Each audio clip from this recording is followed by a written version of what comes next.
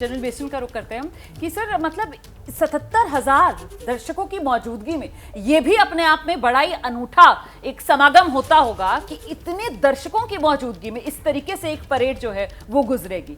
देखिए वो तो बहुत बड़ा मोटिवेशन होता है जब इतने लोग आपको देख रहे हैं, तालियां बजा रहे हैं, वो इटसेल्फ आपको इतना प्रेरणा देती है। मैं खुद इसमें चला था एज अ एनसीसी कैडेट। अच्छा, किस साल की बात है? ये है 1975 की। उस समय मैं सेकंड बेस्ट यूपी का कैडेट था उस जमाने में। क्या बात है? तो बड़ा अच्छा लगता था। हाँ। मैं बोल रहा हूँ कि इतनी एक एक्साइटमेंट होती है सबको वहां चलने की। हाँ। और जब वो लोग तालियां बजा रहे हैं आपका मतलब वो मैं बोलूंगा छाती और फूल जाती है, कोई शक नहीं है, कोई थकावट वगैरह नहीं लगती है। और दूसरी बात, ये सिर्फ मिलिट्री परेड ही नहीं है सर। एक बात बताइए मुझे, लेकिन जब मार्चिंग कर रहे होते हैं तो नजरें तो एकदम सामने होती हैं, एहसास हो रहा होता है कि सबकी निगाहें हम पर टिकी। अरे बिल्कुल, वो सब पता चलता है। जिस प्रकार कोई 100 मीटर की रेस भाग रहा है उसका फोकस तो अपनी रेस पे, लेकिन उसको ये भी पता है कि मेरे को सारी क्राउड चीयर कर रहा है और वो भी एक मोटिवेशन होता है। तो वो होता है। और दूसरा मैं ये बताना चाहिए, ये सिर्फ मिलिट्री परेड ही नहीं है, पूरी भारत की ताकत है। स्कूली बच्चे दिखाए जाएंगे, झांकियां दिखाई जाएंगी। ये मेरे ख्याल विश्व में एक और अनोखी चीज है। रशियन की आप मिलिट्री परेड देखिए, सिर्फ आर्म्स और ये सारा हथियार और ये सोल्जर्स दिखाते हैं। हमारी में देखिए कल्चरल डाइवर्सिटी, बच्चे से लेकर सब कुछ दिखाते हैं। तो ये पूरी भारत की ताकत की परेड है, सिर्फ मिलिट्री परेड नहीं है। ये भी एक बहुत बड़ी चीज है। ये भी बड़ी बात है, बिल्कुल। विविधता की, विरासत की भूमि है भारत भूमि, और उसी की बानगी है ये कर्तव्य पथ पर जो आज परेड निकलेगी। और इसीलिए तो हम कहते हैं कि इसमें सिर्फ सैन्य शक्ति नहीं, इसमें सिर्फ सामरिक क्षमता नहीं, बल्कि जो सांस्कृतिक विरासत है देश की और जो भविष्य, जो देश के युवाओं को कहा जाता है, जिस बात का जिक्र जनरल बेस्टन कर रहे थे श्रीवास्तव सर, कि साहब स्कूली बच्चे जो हैं वो किस तरीके से बढ़ चढ़कर हिस्सा लेते हैं। और ये तस्वीरें सामने आ गई हैं आपके, ये नेशनल वॉर मेमोरियल की तस्वीरें अब आप देख रहे हैं। ये अच्छा माफ कीजिएगा, ये थोड़ी पुरानी तस्वीरें थी जो मैं आपको दिखा रही थी। अभी करीब 5 मिनट के आसपास का वक्त बाकी है, क्योंकि जो समय था वो 10:05 के आसपास का था जब नेशनल वॉर मेमोरियल पर प्रधानमंत्री नरेंद्र मोदी पहुंचेंगे। जी श्रीवास्तव सर। बच्चों की बात की है, वो बहुत आई वुड से बहुत ही क्रिटिकल इशू है। बच्चों को वीरता पुरस्कार भी मिलता है यहाँ पर। वो पुरस्कार बच्चों को प्रोत्साहित करता है वीर बनने के लिए और त्याग के लिए, कि दूसरों को बचाने के लिए या दूसरों को की रक्षा करने के लिए उन्होंने अपने जान की परवाह नहीं की। यही तो जज्बा है और इस जज्बे को भी यहाँ सलाम किया जाता है।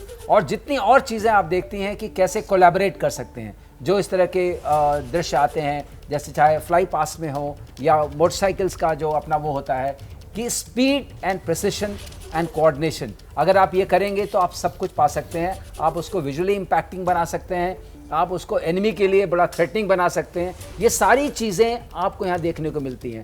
इसका मतलब उनके जरिए भी हमें बताने की कोशिश करते हैं कि अगर आप साथ हैं तो आप शक्तिशाली हैं। ये वाला जो मैसेज है, ये बड़ा संदेश है, बहुत बड़ा मैसेज है। और ये मैसेज हर साल जाना चाहिए।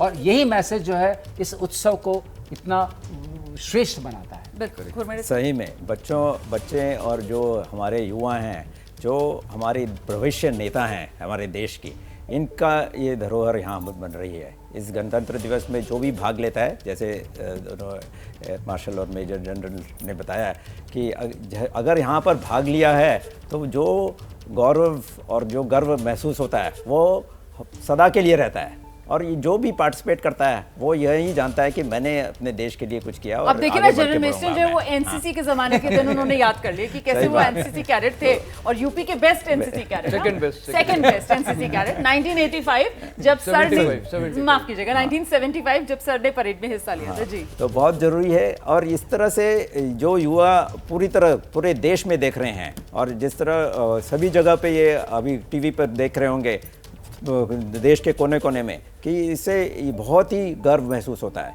और इनको ये लगता है कि हम भी देश के लिए मर मिटे या कुछ कर सके। और आज की जो युवा जनता है वो यह भी देख रही है कि राष्ट्रहित पे बहुत काम कर रहे हैं। और जो डिजिटल वर्ल्ड जो हो चुका है आजकल, सोशल मीडिया, उसके साथ के माध्यम से भी जो ये अच्छे कार्यक्रम जो दिखते हैं जो गणतंत्र दिवस के, इसमें हमें बहुत प्रेरित करते हैं। ठीक सर एक मुद्दा और था जिसको लेकर मुझे लगता है हमें एक बार चर्चा जरूर कर लेनी चाहिए, क्योंकि आगे तो जब परेड शुरू होगी तो फिर तो खटाखट वो जैसे जैसे तस्वीर बदल रही होगी वैसे वैसे हम दर्शकों को जानकारी दे रहे होंगे। इस बार जो सेना की तरफ से जो झांकी निकाली गई है उसमें तीनों सेनाओं को एकजुट करके और वो एक कंबाइंड जो मैसेजिंग किया गया है उसका महत्व आपको बताना चाहिए। देखिए, उसका महत्व यह है, पहली बात, जब भी डिफेंस सर्विसेज लड़ाई करती है तो तीनों अंगों को साथ लड़ाई करना पड़ेगा, उसमें कोई डाउट नहीं है, जिसको हम ट्रूली इंटीग्रेशन बोलते हैं, इंटरऑपरेबिलिटी बोलते हैं। इसके कारण कई हैं।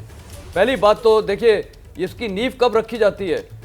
आधे से ज़्यादा हम officers national defence academy Khadakwasla Poona से पास आउट होते हैं, जैसे ये एयर मार्शल AVM है जी। तो उसमें क्या होता है कि एनडीए में ये नेवी के थे, मैं आर्मी का था, तो और एयरफोर्स के भी सही, हम लोग की इकट्ठी 3 साल के लिए ट्रेनिंग होती है। और मैं आपको बताऊंगा, आज भी हम रिटायर होने के बाद भी हम लोग कोर्समेट्स होते हैं, तो ये नेवी, एयरफोर्स, आर्मी एकजुट होकर मिलती है। वो जो बॉन्डिंग है वो हमारी तब शुरू हो जाती है, क्योंकि लड़ाई में तीनों सेनाओं अंगों को इकट्ठा लड़ना पड़ेगा। और इसीलिए अभी ये थिएटर कमांडर का भी कंसेप्ट आ गया है जी। तो यही कारण है कि उनको अच्छी तरह इंटीग्रेट करो। तो ये जो झांकी है इस टाइम कंसेप्ट है कि एक इंटीग्रेशन दिखाया जा रहा है कि तीनों सेना का कितना महत्व है और सारी इंटरडिपेंडेंट है। और इसीलिए उस पर अभी यहाँ तक हो गया है कि लॉजिस्टिक्स पहले अलग अलग होते थे, आर्मी का अलग, एयरफोर्स का अलग, नेवी का अलग, अब कंबाइंड लॉजिस्टिक्स नोड हो रहे हैं जी। तो ये सारी चीजें हैं, ये दिखाता है कि सेना की ताकत। और आप देखिए कश्मीर में कई बार नेवल डाइवर्स जाते हैं। आप जो बात कह रहे हैं ना, वो जो मल्टीप्लाइंग फोर्स की बात आप लोग पहले कर रहे थे सर श्रीवास्तव सर, तो मतलब वो समन्वय, और ऐसे में दुश्मन चाहे जल, चाहे थल, चाहे नभ, कहीं से भी आने की अगर हिमाकत करेगा तो फिर बच नहीं पाएगा। बिल्कुल, आपने बिल्कुल सही कहा।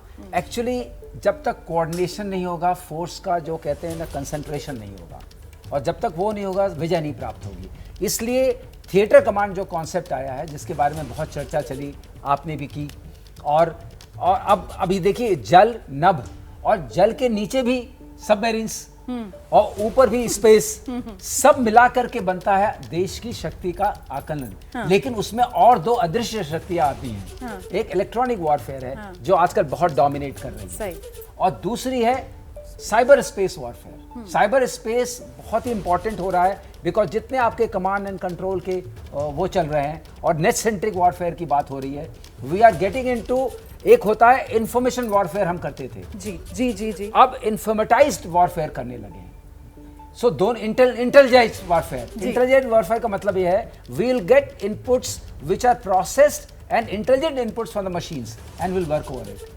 ये बात अपने आप, जिसमें आप ड्रोन की लड़ाई आप देख रही हैं, जो यूक्रेन में भी बहुत देखने को आई है, रशिया यूक्रेन वॉर में, और अदरवाइज भी देखने में आ रही है। तो ये जो लड़ाई है, अब हम एक और डायमेंशन में जा रहे हैं। ये सारे डायमेंशंस को हमें एक तरीके से एज ए कंबाइन करना पड़ेगा, सिनर्जाइज करना पड़ेगा, उसके बाद जाके सही सिनर्जी जो है सिनर्जी है, बहुत जरूरत, वो शक्ति हमें चाहिए, और वही शक्ति की तरफ। अच्छा, वो सबमरीन्स का आपने जिक्र कर दिया, मुझे लगता है कि गवर्नमेंट सर इंतजार कर रही है, क्योंकि आज जो झांकी आने वाली है नेवी की, वो जो अभी देश को प्रधानमंत्री नरेंद्र मोदी ने 15 जनवरी को समर्पित किए। मैं सर ये जरा तस्वीरें दिखा देते हैं।